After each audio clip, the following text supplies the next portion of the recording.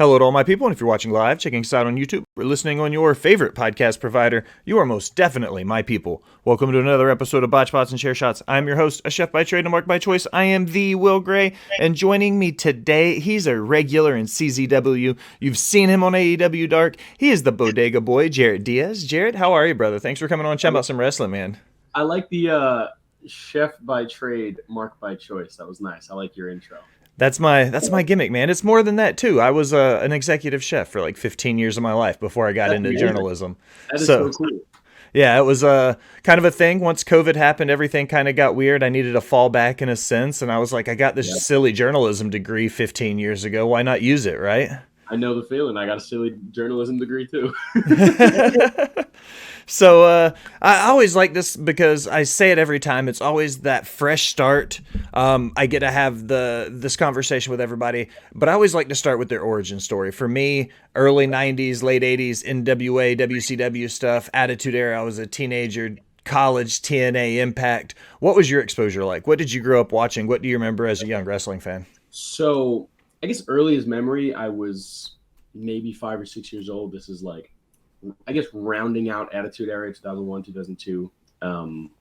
It's The Rock, it's Triple H, it's like Chris Jericho, little action figures. But it wasn't a deep dive into wrestling. Like, I wasn't super exposed to wrestling at the time. Maybe like Here Comes the Pain or Shut Your Mouth on PlayStation 1. But like, my real, I guess, proper origin story in wrestling is that I'm in the after-school program in elementary school. I'm in the 5th grade. I'm 10 years old. And a friend of mine has a PSP playing SmackDown versus Raw, and I see the cinematic, the animation of Shawn Michaels tuning up the band, getting ready to kick somebody in the face, deliver sweet chin music, and I'm like, what is that? That is like the coolest thing I've ever seen. He tells me, oh, it's WWE wrestling. Like, you got to watch it. It's tonight. It's Monday night. I'm like, okay. I go home after a little convincing for the bedtime because the show started at 9 at the time. I'm telling my mom, like, oh, I want to watch wrestling, like just like 15 minutes, like one match, whatever. Finally lets me do it. It's like 9:05 already, so the match is going, and it's Jeff Hardy diving off the apron or suicide dive onto Umaga. That's the first proper live wrestling image in my head that immediately I'm hooked. I'm like, oh, that's the thing now. Fast forward a little bit, kids start aging out, 12, 13, right? You start figuring out wrestling is what it is, not exactly on the up and up. And when I learned this, I just dive in head first. I go in further. I'm like, oh, that means like anybody can do this. This is a thing, like it's an attainable job, so to speak, almost. So that just made me want to learn everything. And from there, I fell in love with it. So what was the process like then? If you realized then, okay, I want to, smarten up to the business, as they like to say. And even as a young kid, okay, I want to be a wrestler. I'm going to do it. Getting into training, getting into a school or a program, or how did you go about that? What was that process like for you? So I played football since I'm 5 years old, specifically to play quarterback and to play at the highest level I could. So I played football the entire time from 5 to college.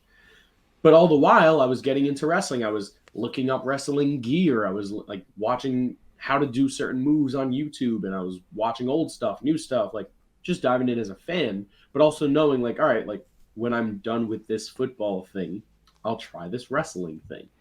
And because I knew that football was like the main commitment, I didn't really do anything else until I was 18. I was graduating high school, like a month away from graduation, and Create A Pro opened up. This was right after like a big Mania layoff, and Kurt Hawkins got with Pat Buck, who trained, who runs Wrestle Pro out in Jersey. They opened Create A Pro Long Island.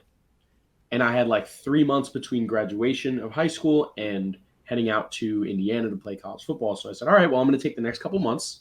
I'm already working out. I'm already training my ass off. I'm going to go learn this. I'm just going to dip my feet and just see how it feels and see, how I take to it. And after that first day of being in the ring and just learning how to roll and bump and run the ropes, because that's all we do at Create A Pro for like a month and a half until you can't get it wrong. After the first day, no matter how like sore I was or how difficult it was, I fell in love with it. I'm like, all right, like I'm going to do this. And maybe I don't do it right now, but I'm going to do this after no matter what. So I go and play football in Indiana for a couple of years, and then I leave there, right? And I don't get back to wrestling right away. I took a little time to figure out what else I was into. I guess explore what I am outside of just being an athlete, because I didn't really have the time or the opportunities to do so coming up. I take acting classes, I pick up instruments, I start writing, I start modeling. I'm doing all these different things. Just Wear many hats, man. yeah, I'm just trying out what other things I'm interested in, seeing where else I guess artistically I want to go. And I'm getting ready to transfer schools, go back to a bachelor's degree, and I go to Full Sail University, which has that relationship with WWE that they've had for so long, starting with NXT coming out of there, and a lot of the production that gets done with NXT was done with Full Sail students. So I go to Full Sail, and I literally a week from moving into Orlando, and the girl I was dating at the time, she goes, well, like, you're in Florida now. This is where wrestling is. You're at Full Sail. They have that relationship with WWE, and you're not playing football anymore. So what are you waiting for? Like, now, go, look it up today. So I looked it up, and I found a couple schools that I could go to, and I started training in Florida. And it's been full speed since then, like late 2018. So as a dual athlete, somebody who played multiple sports, then got into wrestling, you said you played QB. It's no secret that on the field, quarterback, you have to have that high IQ of the game. Do you think your ability to think on the fly, coming in and out of your huddles, playing off the line of scrimmage, have given you an edge in the rink to how you react and like your ring psychology? Is there a connection between the two? No, that's a great question. I don't think I've been asked that. That's a good question. I want to say I've really thought about that. I guess that my what most translates over from playing quarterback and into being a professional wrestler is the idea that, like, everything is in your hands, right? So if you're a quarterback running an offense, you have to know what your job is on every play. You have to know what everybody else's job is on every play. And in wrestling, it's similar in that, if I'm in a match, that I know what I'm doing, but also I'm going to know what they're doing. And if I'm in a multi-man, I got to make sure that everybody's going to be able to hit their spots and do their jobs. And that's something that I'm more accustomed to just because of the way that I grew up as a quarterback and as an athlete. Changing things on the fly, which is exactly what you hit on. Like, that definitely makes sense, and that definitely translates over. But I would say the thing that most translates over from playing quarterback to wrestling is film study. Like, I watch and break down matches, both mine and others, in the same way that I would watch and break down film as a football player, right? Like, I would finish a game on a Friday night or a Saturday, and by Saturday night, I'm already watching film, right? I'm already breaking down what I was doing, how I could have done better, what I could do differently next time. And it's no different with wrestling. Like, as soon as I have a match, I try to get the footage back as soon as I can and review it analytically, right? Like, I'm not being a mark for myself watching my shit. I'm watching it to try and get better so that every single match is just a little bit better than the last. That's always the goal. Like, nobody goes from trainee to Shawn Michaels in a day. It takes years and years. It takes a lifetime. And practice. And the best way to practice outside of getting in the ring is that mental rep, watching film, watching footage, and studying. So that's the thing that I think most translated over from athletics to sports entertainment. So speaking on tape, I love asking guys if they watch tape. So you going there is perfect for me. Do you watch tape of guys you're going to be working with, but specifically if you're going to be working with somebody you've never had a chance to lock up with? Are you going to go find tape of that person, see what they do, find out how you're going to be able to fit what you do in with what they're doing? Like, is it the 100%. same? 100%. So just for example, I had a match a few weeks ago against a guy named Troy Stevens. I hadn't worked with Troy Stevens, so I found his number. I had the promoter give me his number, and I'm like, hey man, like, if you could send me a couple matches that you have, that you're proud of, that I can sift stuff from. That way, when I come with ideas, right? And it's no different no matter who I'm working with. Like, I wrestle a guy like Myron Reed, and I know he's got tons of stuff in his bag, right? But it's not just knowing that he can do stuff. It's a matter of, like, how does my stuff fit in with his? How can we tell a story in a way that makes sense by sequencing moves, but sequencing moments together? I love Myron, huge Rascals guy. I've had a chance to meet all the boys. Big fan of those guys. Let's take a look at kind of breaking into the business now. When you started your career, that 2017, 18, 19 range, you really start getting in, and they say those first few years are so vital to an indie wrestler. But then 2020 happened, and COVID happened and the world shut down. From your perspective of somebody trying to break into the business at that point, like what kind of a hit was it for COVID at that point? Because now that we're on the other side of it and we're in, greener pastures, everything's getting back to normal. What was it like for you going into it, like taking that hit from an indie wrestling So perspective? heading in, I feel like I had a head start. Um, Not only was I in Florida, which pre-pandemic was a very hot spot with wrestling, but I was working at the Performance Center. I was interning as a broadcast student with WWE. So I was spending a lot of time in the building, which means I'm spending a lot of time with athletes and with talent that's signed, who's been there before or who's been around the world at the highest level. Like I talk about this a lot because it was such a formative time in my, I guess, very early career. Like picking brains like Adam Cole's and Keith Lee's and Cassius Ohno's and Roderick Strong's and Gargano's, like there is no better learning tree than the people who were in that like black and gold NXT era that I was able to travel to Florida Loop shows with and be behind, backstage at tapings with. Like I was lucky. I was so lucky to have the opportunity. Not that I didn't earn it through my student ability, but as a wrestler, more than fortunate to be in that spot. So I was I was a little bit better than I should have been a year, a half, 2 years in. But then COVID hits, and of course, it changes everything. But not only did it change everything in a wrestling scope, but like I had to move back home from Florida, graduate online back in New York, and then I lived in New York now again, and I hadn't wrestled in New York. I didn't build any connections or relationships in New York really. Like I was starting from scratch a whole second time. Like I would go to Florida, once, maybe once a month, every couple months, and pick up a booking like towards the end of 2020 when things were starting to open back up again. But I didn't have any like foothold up here in the Northeast. Whereas you look at now in 2023, I don't have any weekends where I'm not booked. But that took the 3 years of developing new relationships and finding new people that I can work with and travel with. I credit Steve Pena for like for being a great friend, but B being a really guiding hand up here for me in the tri-state area and in the Northeast. Like when I met him and we started training, we hit it off really quickly, and he knew what I was about, and I knew what he was about. He throws them things. So he put me on with XWA, and that got me my first main event singles opportunity ever, let alone up here. I tagged with him against the Graysons at ECPW. That the Graysons were a tag team I watched as a fan before I even started wrestling back in like 2016, 17. So like Payne is a big credit to getting me started up here. And since then I've been able to mold my own path. So, just out of curiosity, I've heard a lot of guys talk about how important it is when you walk into a locker room, be respectful, walk up, shake hands, talk to the vets.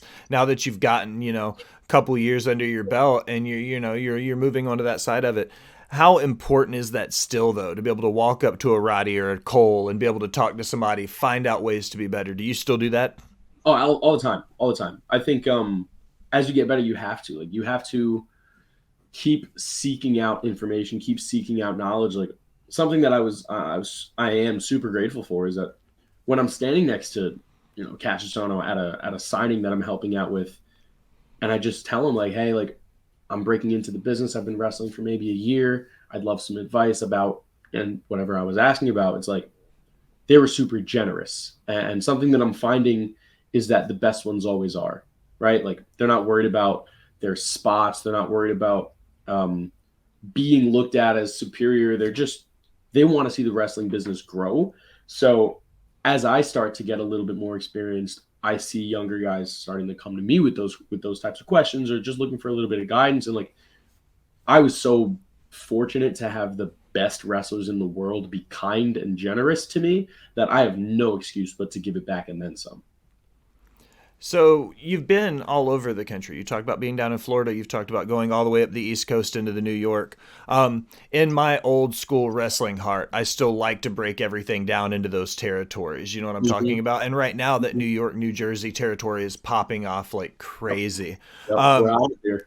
you recently had a chance to work at Invictus, the Climb for Clout ladder match, crossing paths with some guys like J Boujii and some of those guys. What's it like when you have so many talented guys coming out of that territory right now? What are you like? What's it like, and how do you make yourself stand out from everybody else? You know, it, I used to. I used to think about it like I don't want to work at home. I don't want to be a local, right? Like I used to think about it because it's sort of the opposite of the old school territory where I don't want to be looked at as just a Northeast guy because wrestling is national and independent wrestling is growing. So I do want to be in as many places as I can be, right? Like I'm going to be in Las Vegas next week for all of Full Tilt all of Full Tilt weekend with FSW, and like that's always been a goal of mine to travel with this. Uh it started with going to the LA dojo out in New Japan and training with them because I just didn't want to stay in Florida the whole time I was wrestling. So now I do try to take an outward approach and like, all right, how many different places can I go?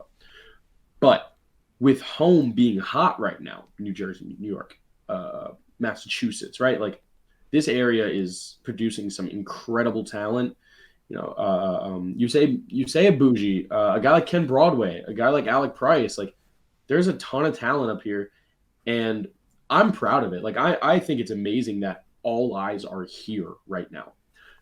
I guess a way to try to stand out of that is to, well, show out every time that I'm in the ring, right? You watch the Climb for Clout match, you remember a few things, but one of them is me jumping over a ladder with a through the legs 180 frog splash. Like that's a moment, and the best thing that I can do is try and create moments especially in big multi-man matches where there's a lot going on, right? I want to have the moment of the night.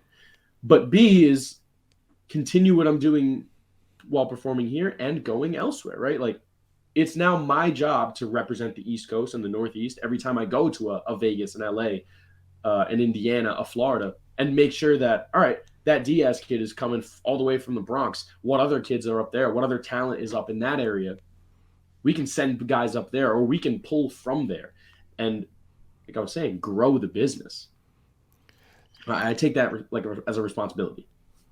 So fans, they're a huge part of this. And you talk about that East Coast and that New Jersey, and the Philadelphia fans are rabid from the old 2300 ECW days.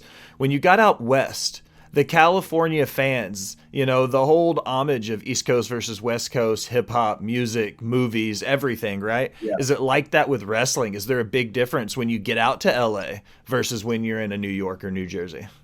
I think that my wrestling on the West Coast feels to me like my wrestling in Boston or my wrestling in Philadelphia, in that it's an anti-New York bias. But it's just because it kind of always has been. Yeah, like how I represent myself as a character and how I represent myself as a person is very New York based. Like maybe I don't talk like every New Yorker talks, but I do rep where I am as hard as I can. So like I get boos. I get boos in Alabama. I get boos in Boston. I get boos in Philly, and that's okay. Like I'm all right with that, because that means it's a reaction. That means that they give a shit, right? Like to some degree, whether it be just because I'm wearing a Yankee fitted or because of everything I'm putting out, they're invested. I love the West Coast scene because they're, like you just said, they're rabid, but yeah, they hate me a little bit. I'm all right with it. CZW. Let's just keep checking boxes off of your career, man. Big fans, Ruthless Lala, Isaiah Wolf, both alumni of the show. Always like putting the guys and gals over. But how's it been with CZ? Some hard hitters, them too. They keep it real all the time. Keep it real. How's it been with CZW? You've been a staple there the last probably 2 years. What's the vibe like in the locker room? How's it going? You know, it's difficult to address sometimes because CZW's gotten a really bad rep for reasons, whether unearned or otherwise. My experience with CZW has been excellent. I started there last January, so about a year and a half now I've been running with CZW. And when I was brought in, it was basically presented to me as, hey, this is an opportunity to regrow what's supposed to be one of the most important and influential brands in all of wrestling, independent or otherwise, right? CZW has such a rich history, a history that I'm very familiar with coming up watching the indies, right? Almost everybody on AEW or WWE talent that has come through the indies has made a name for themselves, partially because of CZW.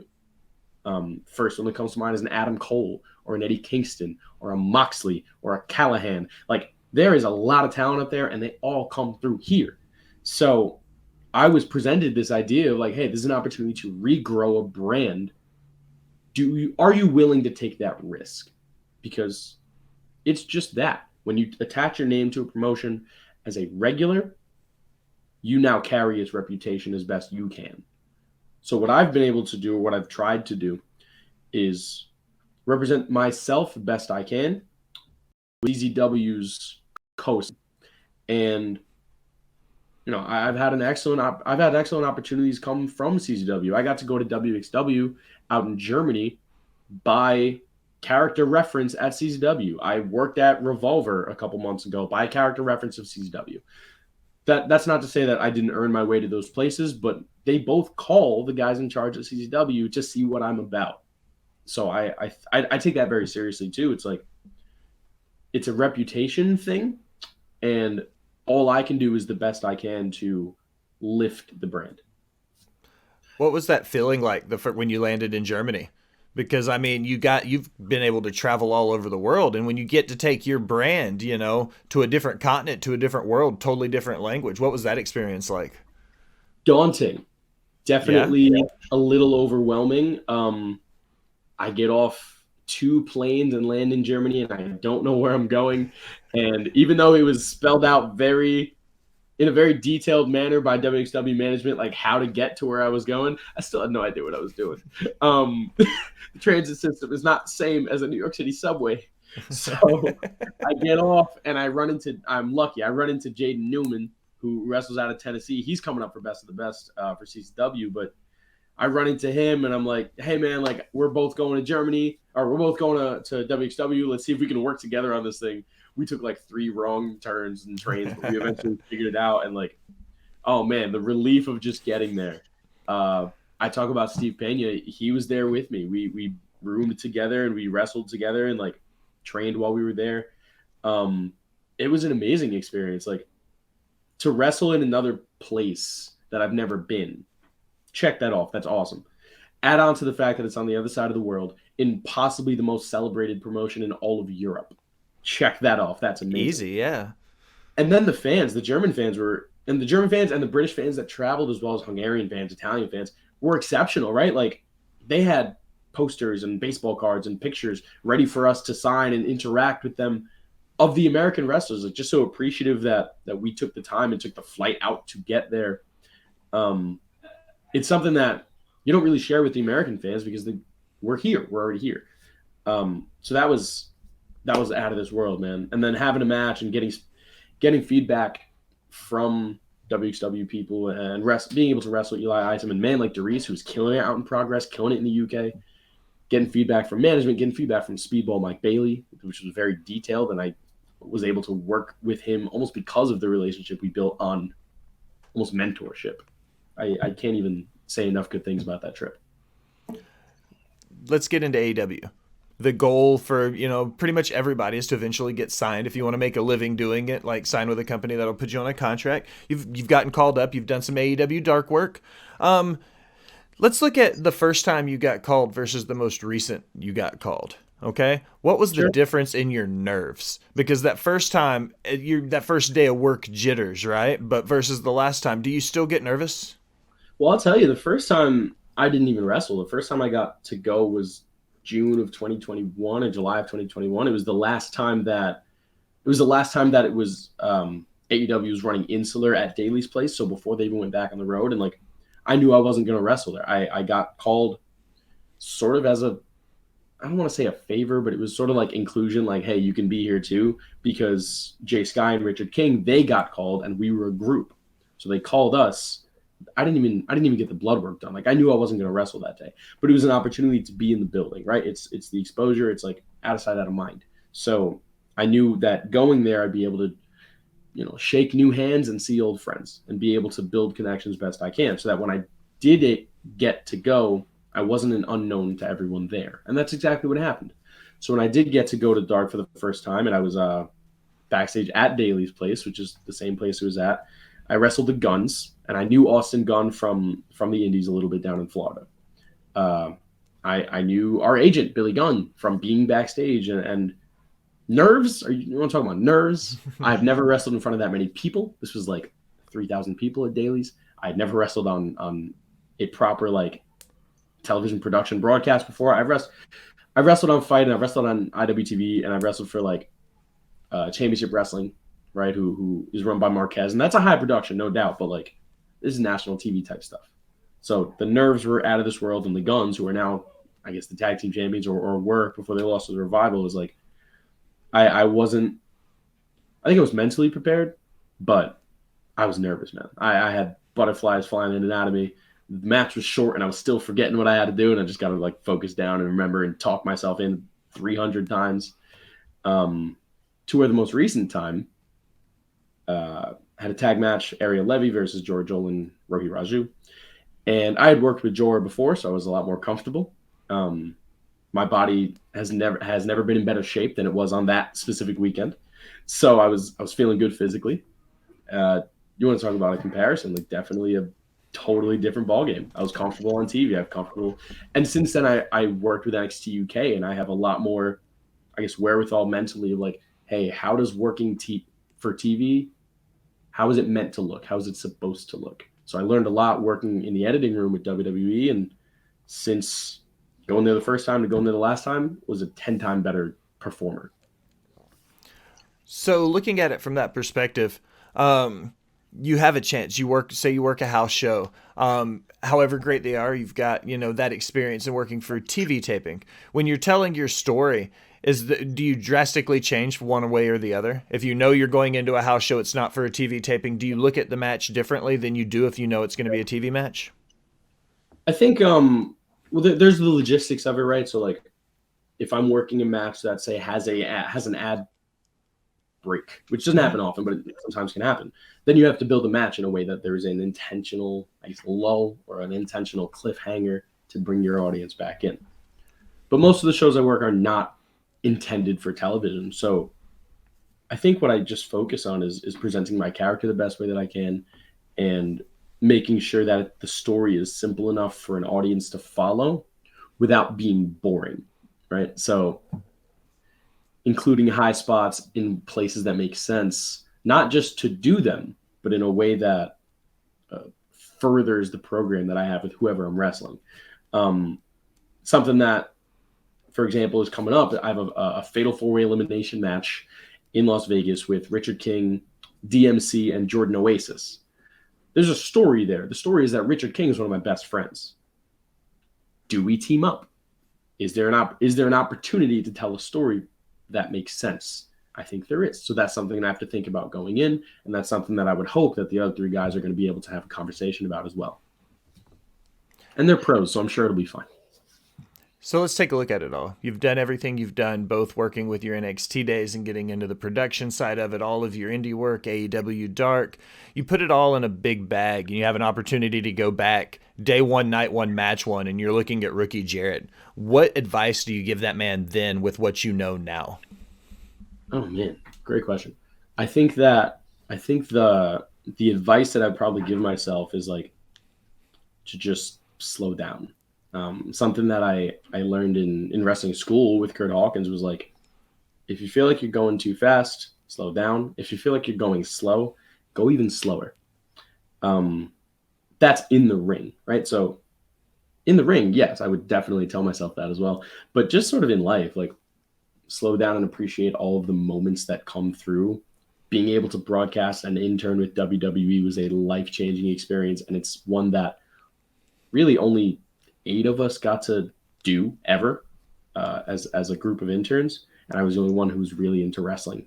That was like actually a wrestler doing it. That is a one-of-one experience on this planet. Editing with WWE, as difficult as it was with the deadlines and the work rate and the quality that was asked Expected. of me, like, yeah, but still enjoy it. Like I learned a lot while I was doing it, but it was also very stressful. Like, if I could just tell myself, like, just slow down, take a moment and realize what's happening around you, be grateful for it, because the moments and the experiences that I've lived have been fruitful, but they've been fast. And I know that about me. So I would tell myself, slow down. All right, Jarett. Easy part's done. I'm going to ask you the 5 tough ones Oh, now. the easy part? Oh my God. I always end the same way every time. You get 5 random One of yours has to do with wrestling. The other four are completely off the wall. You ready? All right, let's do it. Question number one. What's your favorite food? Chicken parm. Chicken parm. I love chicken parm. Never a wrong answer. Question number two. What's your favorite movie? The Departed. Also a solid pick. It's a Boston movie, though. You're a New York guy. I like Boston. I hate that they hate me because I like Boston. They don't have to hate me. I appreciate them. All right. Number three is your only wrestling question. What's your favorite venue? Not your favorite venue you've wrestled in. What do you think is like the mecca of pro wrestling? Oh, it's Madison Square Garden. You still think it's MSG? And the reason it's Madison Square Garden is because Madison Square Garden is the mecca of entertainment. It is sports. It is the place to be if you're a performer. And you can ask anybody in any industry. Question number four. Who's your favorite musical artist? That's a tough one. I think in my lifetime has been Eminem, just because like I was a young angsty kid who just loved hip hop. But Childish Gambino's up there. Childish Gambino's definitely up there. Donald Glover's a beast. In my collection, I have a script from the show Community. Great show. I watched it last night. When I got it signed, I didn't even like at the time. I was like, "This is cool. I got it. Everybody signed it." Then I was like, "This is Donald Glover, not Childish Gambino." Yeah, but I was like, amazing. "That's still kind of cool." Yeah, that's exceptional. All right, final one, man. Question number 5. Another food question. Do you think pineapple belongs on pizza? No, and it's because I'm a New Yorker that nothing belongs on pizza that flies in the opposite direction of pizza. Like if you put something sweet on this like salty, savory, greasy food, get out of my house. You're not welcome here. If you want pizza, if you want pineapple pizza, you're not welcome in my city. I'll tell you that. I'll tell you that right now. So New York, you're a New York guy. Is it always the New York style of pizza? Do you enjoy a good deep dish? No, it's a lasagna. It's a casserole. It's some other thing, but it's definitely not pizza. And look, I'm not going to say it's bad, but it's not pizza. It's something else entirely. It's like a pizza casserole. Just call a spade, right? Yeah, they just call it a casserole. All right, Jarett, this is everybody's favorite part, man. I don't say anything. I just sit here, you plug your stuff, put yourself over, tell everybody your socials and what you got coming up. Sure. You can find me on Instagram and on Twitter at the Jarett Diaz. That's 1 R, 2 T's, the Jarett Diaz. What I have coming up is a great question. This Saturday, I'm defending the Junior Heavyweight Championship at New Age Wrestling in Springfield, Massachusetts. Following that, I will be in Las Vegas for the entirety of Full Tilt Weekend, wrestling with FSW and with Second Generation Pro. I'm wrestling Robert Martyr, who is a talented dude and a personal friend, and I can't wait to beat him. I've also got a Fatal 4-Way against Jordan Oasis, Richard King, and DMC. You can find me at CZW every month. You can find me at Chaotic every time they call me, and I kill it. And be nice to people in life. Jarett, I really appreciate it, man. This has been a great conversation, brother. Thank you very much, Will. I appreciate you. Excellent. For the Jarett Diaz, I am the Will Gray. Thanks for stopping by and listening, my people.